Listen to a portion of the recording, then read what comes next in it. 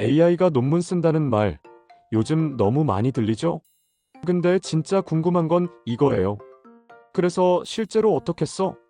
그냥 요약이나 문장 교정에 쓰는 건지, 아니면 실험 설계나 데이터 해석도 가능한지, 아직 잘 감이 안 잡히는 분들 많을 거예요. 오늘은 그래서 진짜 연구자들이 분야별로 AI를 어떻게 활용하고 있는지 구체적인 사례 중심으로 정리해 드릴게요. 사회과학, 공학, 의료보건, 예술체육까지 내 전공에서는 어떻게 적용할 수 있는지도 한눈에 보일 거예요. 사회과학 분야는 사실 AI랑 제일 먼저 손을 잡은 분야 중 하나예요. 왜냐면 설문지 만들고 인터뷰 분석하고 개념 정리하는 일들이 AI가 꽤 잘하는 작업이거든요. 예를 들어서 논문 주제가 청년층의 사회 참여 동기라고 해볼게요. 처음에 연구자는 챗GPT한테 이렇게 물어봐요. 청년층의 사회 참여와 관련된 주요 동기를 알려줘. 그럼 AI는 선행 연구 기반 키워드랑 구조화된 개념들을 싹 정리해서 줘요.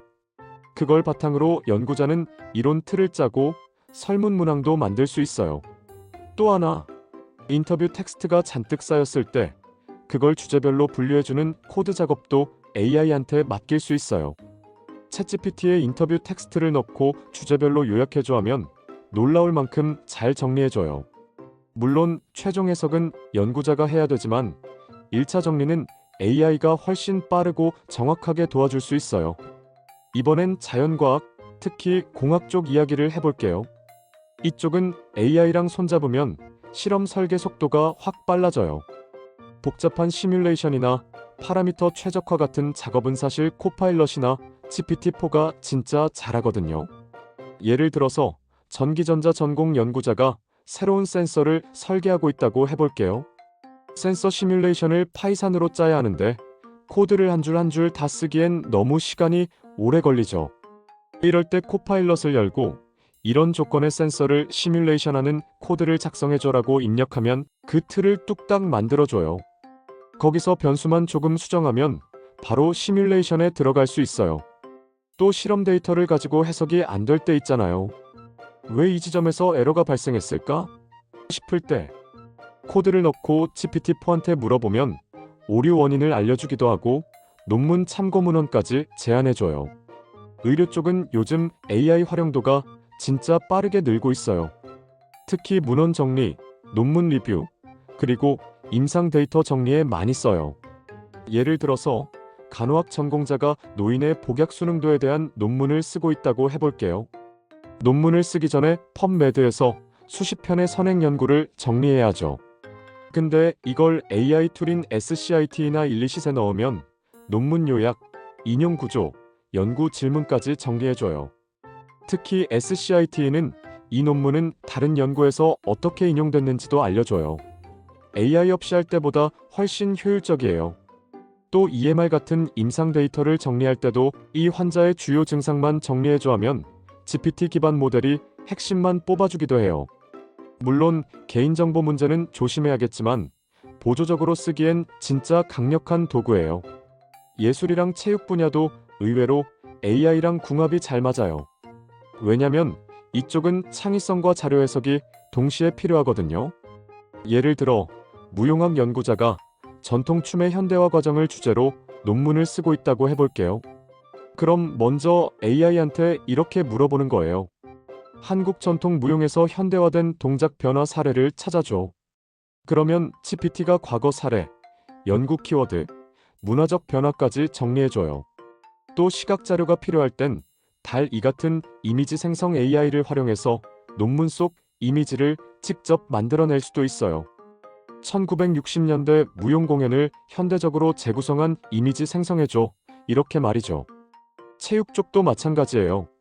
스포츠 분석 논문에서 데이터 시각화할 때 챗GPT한테 이 데이터를 꺾은 선 그래프로 바꿔줘 하면 파이썬 코드까지 만들어줘요. 여기서 중요한 건 하나예요. AI를 도구가 아니라 전략으로 봐야 된다는 거예요. 지금까지 본 사례들처럼 AI는 단순히 문장을 다듬는 수준을 넘어서 논문 작성 전 과정을 도와주는 파트너로 변하고 있어요. 내 분야에 맞는 AI 툴을 찾고 그걸 언제, 어떻게 쓸지 전략을 짜는 게 핵심이에요. 예를 들어서 사회과학은 구조화된 인터뷰 분석과 이론, 프레임 생성, 공학은 실험 코드 생성과 데이터 오류 추적, 의료는 문헌 기반 해석과 임상 요약 정리, 예술은 자료 재구성과 이미지 생성.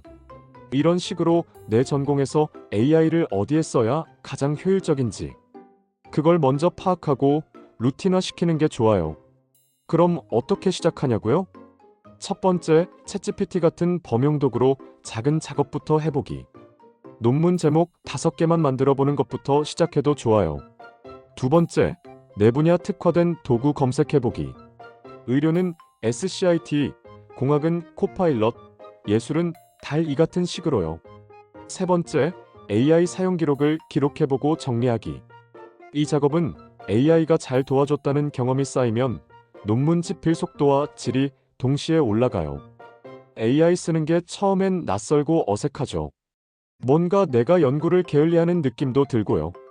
근데 그건 전혀 아니에요.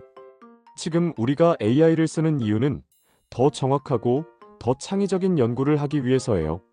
그리고 생각보다 AI는 연구자마다 다르게 활용돼요. 누군가는 아이디어 도출용으로, 누군가는 문헌 정리용으로, 또 누군가는 코드 생성용으로 써요. 나만의 루틴을 찾는 게 진짜 중요해요. 그래야 AI가 내 논문에 진짜 도움이 되거든요. 이번 영상을 통해서 AI가 논문에 어떻게 쓰이는지 좀 더 구체적으로 와닿았으면 좋겠어요. 처음에는 단순한 요약 기능만 써보다가 조금씩 실험 설계, 문헌 정리, 인터뷰 코딩 같은 실제 연구 과정에 AI를 투입해보면 논문이 훨씬 빠르고 유연하게 완성되는 경험을 하게 될 거예요. 그리고 나중엔 이런 생각이 들 수도 있어요. AI 없이 어떻게 논문 썼지? 물론 맹신하면 안 되지만 제대로 알고 적절히 활용하면 AI는 지금 우리 세대 연구자에게 최고의 기회예요. 다음 영상에서는 AI를 학술 연구에 쓰는 데 있어서 신뢰성과 윤리 문제, 그리고 협업 전략을 다룰 거예요. AI, 어디까지 믿어도 되는지, 윤리 문제는 뭔지, 그리고 진짜 잘 쓰는 사람들의 공통점은 무엇인지 같이 이야기해봐요. 궁금하다면 좋아요와 구독, 알림 설정하고 더 많은 논문 작성 팁을 알아보세요.